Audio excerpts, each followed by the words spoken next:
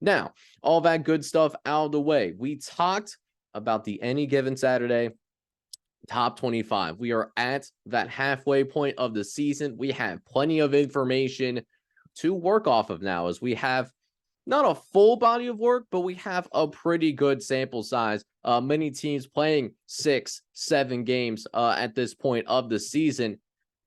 So, what are these power ratings for those of you that maybe aren't familiar with the Any Given Saturday power ratings? So, we are going to do a top 25. Just like many other people choose to do top 25. It's just a nice round number.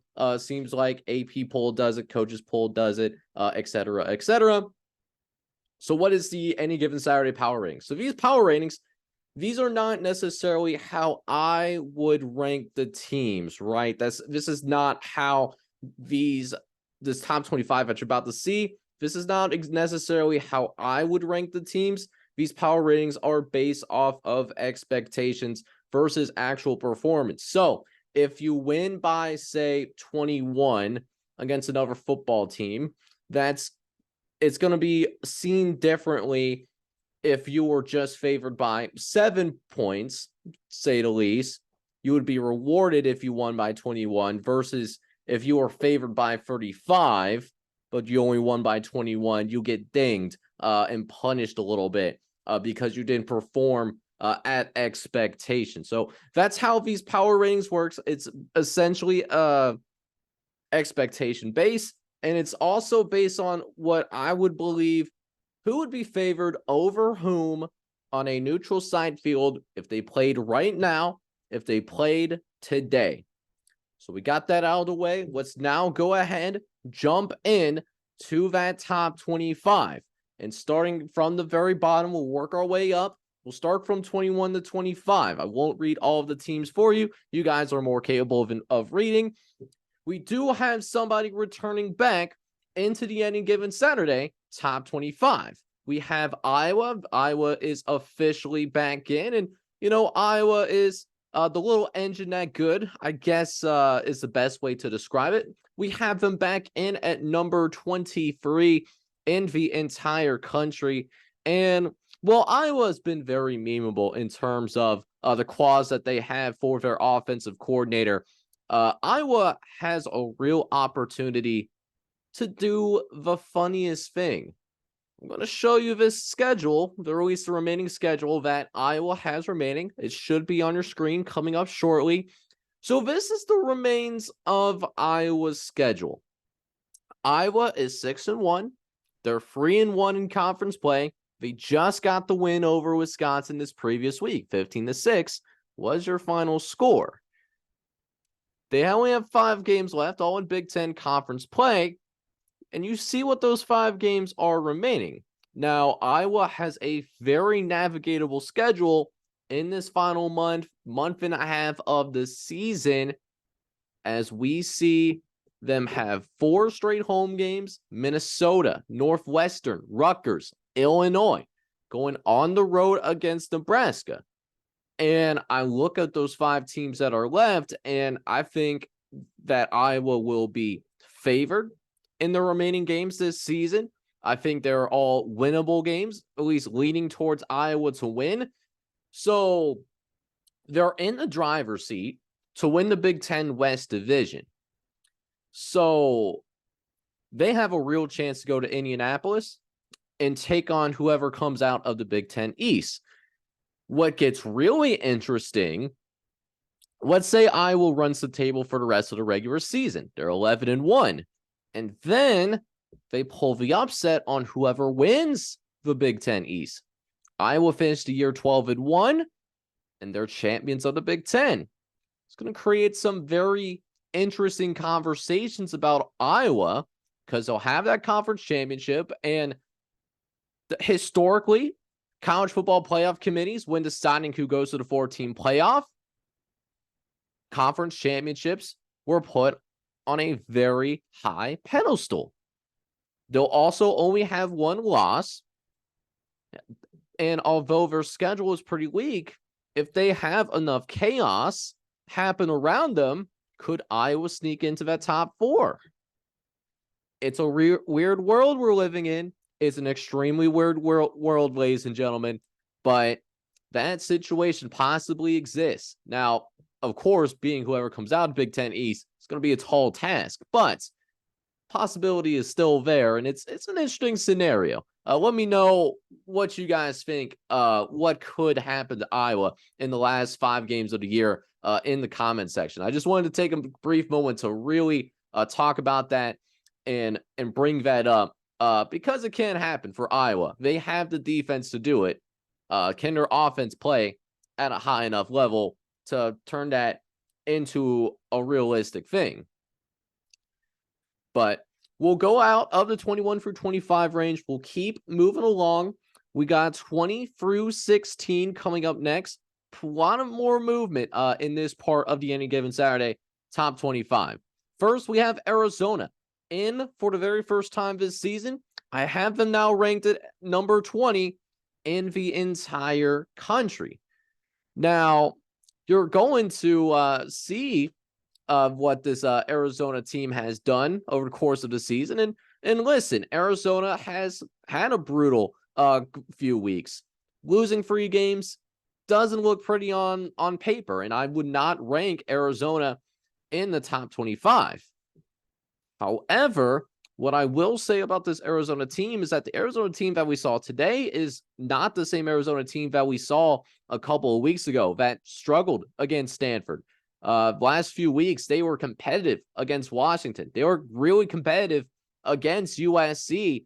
And then they finally have what seems to be that breakthrough moment against Washington State, not only pulling the upset on Washington State, but ultimately going out, messing around, and they blow out Washington State. Doing so on the road is what we'll talk about that Arizona-Washington State later, because it was a game that really surprised me. So we'll spend some more time on this later on in the podcast tonight. But this was a great win for Arizona. And while they have a very difficult schedule, 3 of their next 5 games is against ranked opponents. I could see them possibly going out and pulling another upset, maybe 2 more upsets, dare I say it. It's going to be real interesting to see how Arizona is. Me personally, I think there's a world where we see them win 3 of their next 5 games. And Arizona is seen as this team that, okay, they're 7-5, so it's a mediocre record, but it's certainly a step in the right direction. And there's a little bit more excitement around this Arizona team all of a sudden. It's a matter of, can they bottle up what they did against Washington State, and can they be consistent with it? Now that maybe more people are talking about this Arizona State, but they're a good story. They've been a surprise, and I think they're going to shock some people here in the second half of the college football season. We'll keep moving along, though. We got Duke also coming in for the very first time, number 18 in the country. Duke has been playing some really good football all year. The model has not respected Duke in the same way that maybe the AP poll has, but they blew out, well, I wouldn't say blow out North Carolina State, but they put together a convincing win against North Carolina State. And the Wolfpack does have a pretty solid defense, not a liquid or a gas. And Duke won convincingly. They still found a way to win convincingly. They're 5-1. And they're just trying to buy themselves some time because Rowie Leonard, not in the game. Not very likely either that he might play in the Florida State game. Might be able to get him back against Louisville, but more likely than not, he's not playing that Florida State game. So next 3 to 4 weeks, Duke plays 3 ranked opponents in the next 4 games. So we're going to find a lot about how good this Duke team is, how mentally resilient this Duke team can be. Their only loss was against Notre Dame, and Notre Dame just beat the doors off of USC. So this is a really good team. I'm glad the model is finally respecting Duke. I do have them ranked number 18 in the entire country. Now, a little bit more of notable stuff that we have going on in the top 25. Kansas State have them up 6. They were moving up from number 23 to number 17 in the entire country. Kansas State, a team that was able to win convincingly against Texas Tech. Their next game is against TCU. We'll talk about TCU pretty soon, but that will be a rematch of the Big 12 championship. Kansas State's starting to maybe find their footing and maybe starting to peak at the right time. Another team that could have a surge here in the second half of the season. Speaking of surges, Alabama. I have them moving down 6 spots. I was not impressed with their performance against Arkansas.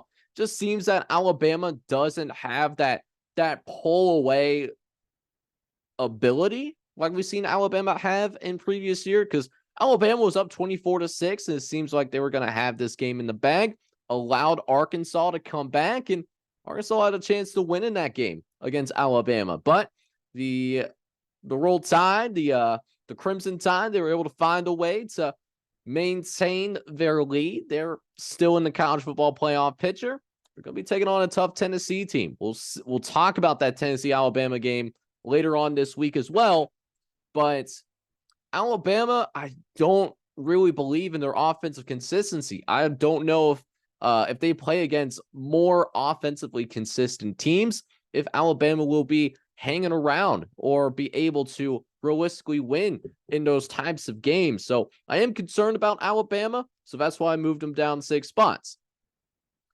Now we go ahead, jump into the top 15. This is what it's looking like. There's Tennessee at 13. Speaking of the devil, biggest change here from this 11 to 15 is that I have Georgia moving down 7 spots to number 12 in the country. Again, an underwhelming performance against Vanderbilt.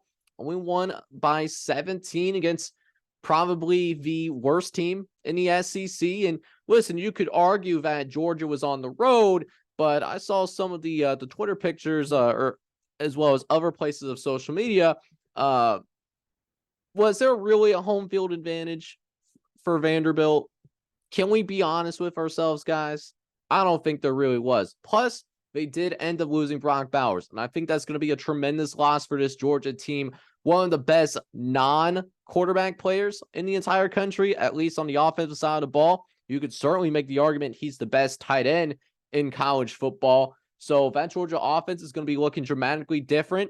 Definitely a good time for the Bulldogs to be on a bye this week. They'll have a couple weeks to try to figure things out and try to reshape their offense so that they can still be effective on that side of the ball before we have the cocktail party against Florida. Florida not ranked in the top 25, but we, Florida's still maybe a tad underrated team that was left for dead. So can't automatically chalk it up as a win.